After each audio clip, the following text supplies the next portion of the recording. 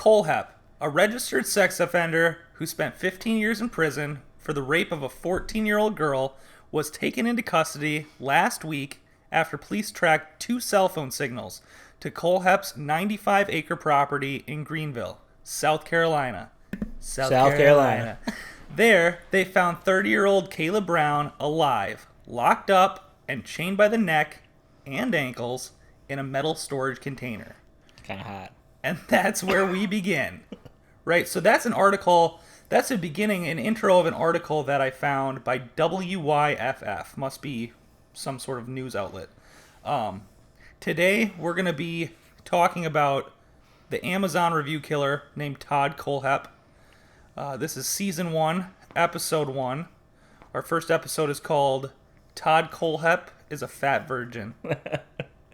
So, no matter how many times I hear you say that, it is still funny. I don't know if that will be the working title, but you know, like when they ship movies out, like that could be the title that goes to the movie theater under. Well, I mean, he probably was a virgin until he raped somebody. Dude, this guy, like I talked about, is the type of guy that pays for a hooker and like texts her the next day like, "Do you want to get lunch?" Like, this is the type of guy who want to get lunch. This is like the type of guy who like goes to a strip club and like is like, "Dude, that stripper really, really liked me." Yep. Like, this guy is... She should be paying me. Yeah, this guy's a piece... Right? This guy definitely like talks about his wrench like it's something to be talked about. Oh, yeah. This guy...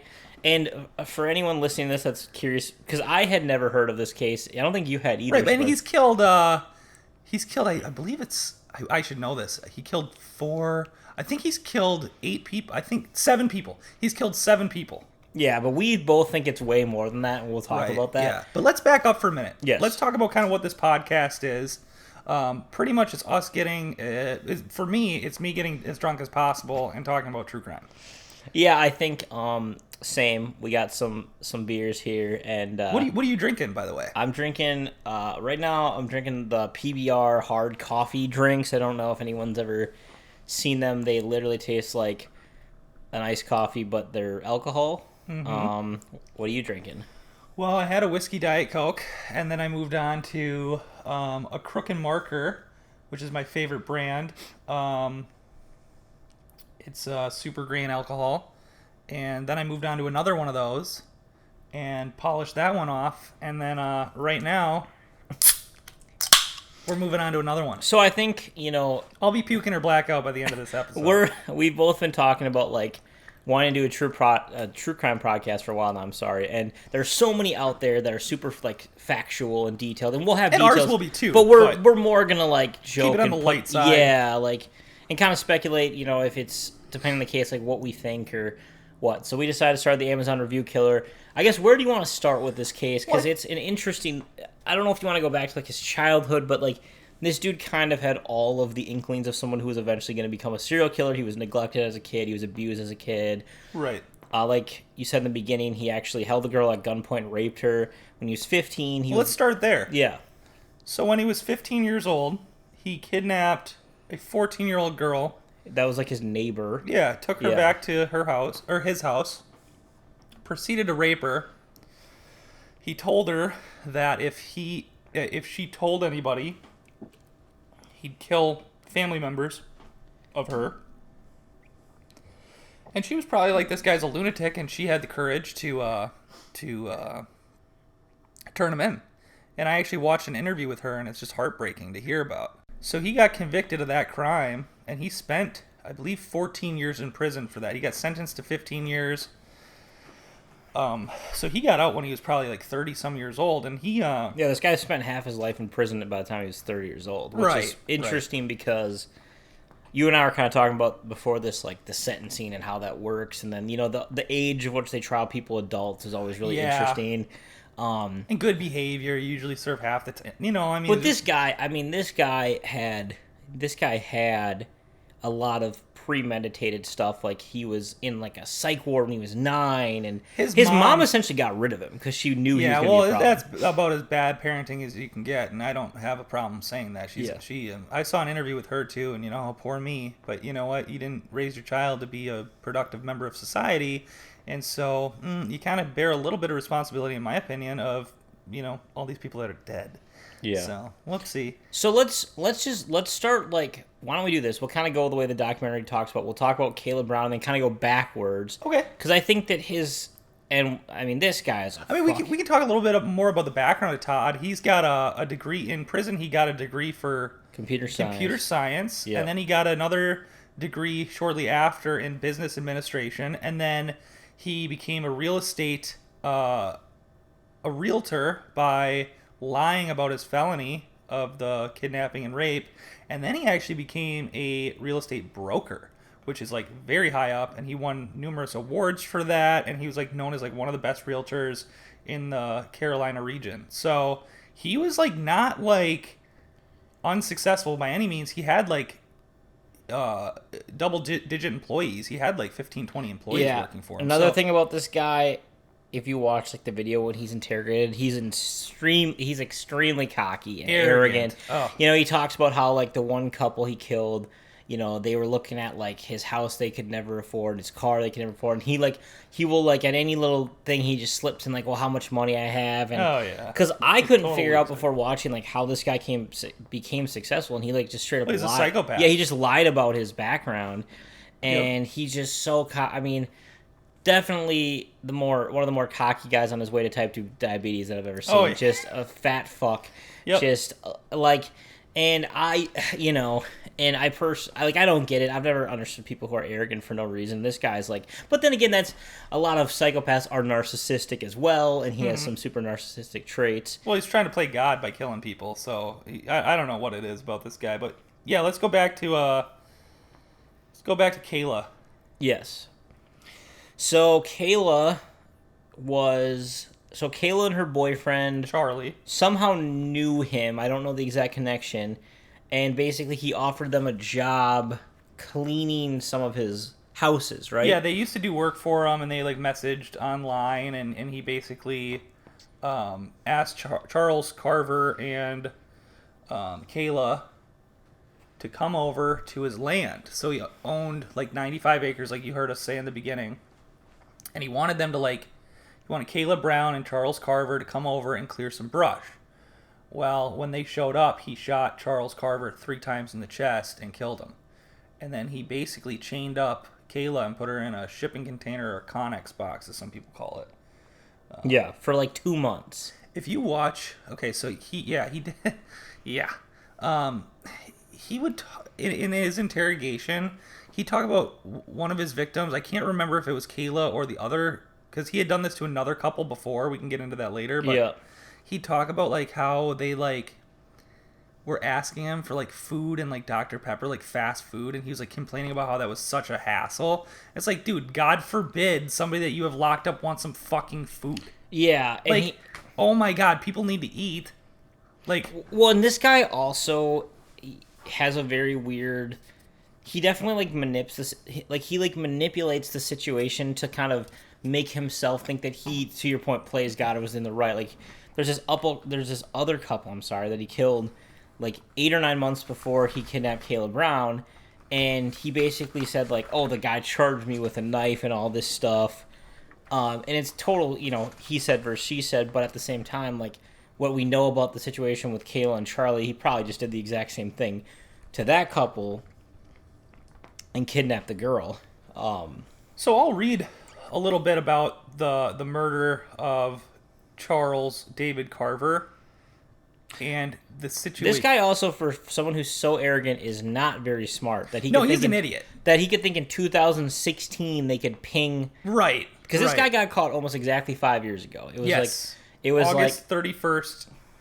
So today's August 28th. As of recording this, yeah. And he didn't think that they could ping these people's cell phones to his land. He didn't dispose of their phones or anything. Like, he just left them there. Let me read this. On August 31st, 2016, Kayla Brown, 30 years old, and boyfriend Charles David Carver, 32, went missing after they went to clean Kohlhepp's residence. Carver was later found dead of multiple gunshots on Kohlhepp's property. Interest in the disappearance of Brown and Carver increased as a result of posts on Carver's Facebook account. Thank you for bringing that up. I was going to say we should go into the Facebook thing because that was wild. Yeah. The unusual nature of which prompted speculation that another party had taken control of his Facebook account. So, obviously, Kohlhepp was posting all this shit. Yeah, he was basically on Charlie's Facebook, like, posting this weird stuff, and people would comment basically being like, what have you... People started to figure out that whoever was on the Facebook was not Charlie. Right. They figured out that somebody took them or killed them or whatever, and so people were just straight up commenting on the post, being like, what have you done with Charlie? What have you done with Kayla? And Todd on Charlie's account would just, comment like they're where they want to be and weird shit. And that was the other weird part is, like, a lot of people, you'd think to yourself, like, oh, well, wouldn't they just be able to pinpoint that, like, they were going to clear brush for Todd when they went missing, but there was, like, no, like, backlog of that. People couldn't, like, figure out where they went before they went missing, so it took them a long time. Yeah, I saw their parents, like, do an interview, and it's pretty heartbreaking, but, like, they knew, they always talked to, like, the son every day and stuff, so they knew that was kind of crazy. Before we get too far, I want to talk about his Amazon reviews and why he's called the Amazon Review. So, yeah, you're probably asking the same question if you're listening to this podcast that we had, where it's like, why is he called the Amazon Review Killer? Because it takes a solid 30 to 40 minutes into this documentary for them to actually talk about why he was called that. So, I have a couple examples of, like, his Amazon reviews, and he reviewed a tool, basically a shovel. And I'm just going to read what he wrote. This is his actual review? Yes. Okay. It's great to keep in the car when you have to hide the bodies and you left the full-size shovel at home. Does not come with a midget, which would have been nice. What a fucking weirdo. Right. Another review.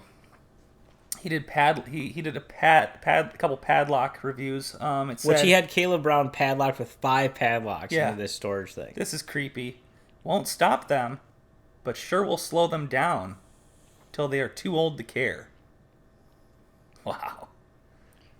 Yeah, and so the crazy thing is a lot of people were saying that, like, they read these and they thought they were, like, a joke, which I think in all fairness, those people, you would think these are jokes. He had another one about a padlock, like, or you can, like, go old school and put in a sock and beat the shit out of somebody, like... Yeah, and you're like, oh, like, that's obviously a joke. Yeah. I told you it reminded me of when I worked at Best Buy in college. There was an $80,000 TV for sale, and it had all these reviews on it. And in my head, I was like, who would buy this? And all the reviews were like, great TV, had to sell my house, so now we're living in the box the TV came in, like, shit like that. Like, obvious jokes, right? So I would think he had one about, like, a knife, like, great for stabbing somebody. It's like, okay, that's like what somebody would jokingly say. For a fixed blade, he says, haven't stabbed anyone yet, but I am keeping the dream alive, and when I do, it will be with a quality tool like this. So this is another thing about him being an idiot. Do you think he was writing these reviews under the same username he was using to purchase them that went to his house? Probably. But, like, people just thought it was a joke. Yeah. I mean, here's one for a chainsaw. Works excellent. Getting the neighbor to stand still while you chase him with it is hard enough without having an easy-to-use chainsaw. First off, Todd Kohlhepp ain't chasing anybody. Maybe he's chasing his fat ass to the fridge. Right. That's about it. You know, I would say, like, if you wanted to get away from Todd Kohlhepp and he had, like, a shovel or knife, just jog lightly. He ain't catching you. Yeah, dude. He's a strange, bizarre dude. I mean, he's obviously has issues. He's arrogant. He fits into 2 categories of killers. He's a serial killer, number 1. He's also a mass murderer. Yeah, this is crazy. Let's just go back to that. So when they caught Todd Kohlhepp in 2016, they knew that he killed Charlie, he kidnapped Kayla, and then Kayla was telling the police that there was another couple around Christmas time of 2015 he had killed. So at this point, they knew that he'd killed 3 people. Now, apparently... And do you want to talk about that first, or do you want to talk Well, then... Or should we talk about the Chesney Let's talk about the shooting. So then, there was a shooting in 2003. So we're talking about 13 years before he's caught. So essentially, he admitted he did. Right, on November 6, 2003, A customer found 4 people shot to death inside Superbike Motorsports. This was like a year after he got out of prison, right? Give or take. Yeah, he got out. I think I have the specific date. 2001 or 2000. Yeah, so 2 Yeah. years later. Not yeah. So that was a motorcycle shop in Chesney. The victims were identified as owner Scott Ponder, 30, service manager Brian Lucas, 30, mechanic Chris Sherbert, 26, and bookkeeper Beverly Guy, 52, who was Ponder's mother. All 4 died from multiple gunshot wounds. Before Kohlhepp confessed to the shootings in 2016, investigators believed that the gunman, armed with a pistol, entered the shop from the back and killed Sherbert as he worked. He then killed Guy in the middle of the showroom, Lucas at the main doorway, and Ponder in the parking lot. According to Ponder's wife, Kohlhepp was a disgruntled customer who had been in the shop several times. According to Kohlhepp's mother, he attempted to return a motorcycle there, but the employees laughed at him, would not return the money he had paid for the motorcycle, and embarrassed him for not knowing how to ride one. Woo! Okay, I knew that. I knew all this, but when you think about that and you go, what kind of sick, demented, fat fuck like him is pissed off enough to come back and be like, no, you're all dead? Yeah, so here's the thing, too. And we can kind of speculate a little bit here. So he claims he shot a person when he was 14. This would be before he committed the rape that sent him to prison. There's conspiracies that he never even committed this crime, but I think he did. Yeah, apparently somebody shot it or did something to his friend, and he shot this person. Now, here's the thing. They say that Todd Kohlhepp only got convicted of killing 7 people. I think Todd Kohlhepp killed way more people because... But why wouldn't he say that? Why wouldn't he take his body count up? That's what they... That's a good point. I never really thought of it that way. He claimed that he killed like 20-some people. I believe that, though, because... First off, there was a 12-year gap between the shooting of the motorcycle and when he killed the drug addict couple. Right. And then it was 9 months later they caught him for the Kayla Brown thing. I don't believe that he just didn't kill anyone for 12 years. I agree. I mean, I don't know what to think of that. I think it's just crazy. He also apparently told Kayla something about, like, dogs or something would dig up the bodies. Well, to me, that's not like he's talking about... Well, he basically said, like, oh, if cops' dogs come looking for bodies on the property, he had sprinkled red pepper, like pepper flakes, which basically, like, fucks up dogs' noses and, like, makes them basically useless against, smelling decomposing He bodies. also had 95 acres. He had these, like, shipping containers. I think he killed a lot more people. The only thing that I can think of, to your point about him maybe not wanting to admit it, is because he has this moment, and you've seen the video where I do too, where they actually go and they're like, we found Kayla in your shipping container. She claims you shot Charlie. We're arresting you. Yeah. He just looks like so baffled that he ever got caught. Yeah. And he's like, I don't know what you're talking about. I mean, in terms of somebody who should, if you're trying to not, basically sentence yourself, that's what he should have done. Is said he had no idea what they're talking about, even though they have her. Right, and I mean, like, and that's part of the thing is he asked for a lawyer, and we can maybe clip in some of this, some of his actual wording. Mm-hmm. But he talks about how he wants a lawyer and that, he's willing to kind of cut a deal so he doesn't get the death penalty. Well, that's when he ended up confessing to some of these other murders, and it's crazy when he talks about the bike shop, and he's like, he goes, well, I cleared that building in under 30 seconds. You guys would have been proud. Like, what? Well, that's the other thing a lot of people are making the comments. So the guys that are interrogating him, they kind of pretend to be his friend, right. Well, to like get him to admit more. Right. They kind of like pump his crimes up, and just essentially because he's so arrogant, yep. he walks right into it and just admits it. Yep. I also felt like, oh yeah, when he was talking about the couple and he was talking about the one girl, not Kayla, but the girl before. So we should go back to that. So he was talking about, Megan Coxey. So it was Johnny Joe Coxey and Megan Lee McCraw Coxey. Those were December 19th, 2015. And then they believe he killed Megan December 25th or 26th of 2015. And I saw part of his interview where he talked about he was actually going to let her go and drop her off in the middle of nowhere because she didn't know who he was.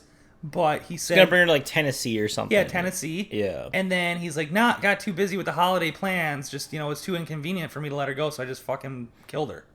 Yeah. What? And he also, the way he talks, like, because he kept her for, like, a week or something like that, and she, like, brought him food, and he's like, oh, she liked it so much she sucked me off or whatever. And he talks about it like they fucking want him. And it's just like... He basically, like, was saying how he wasn't a rapist because they initiated the sex. Which is crazy to me.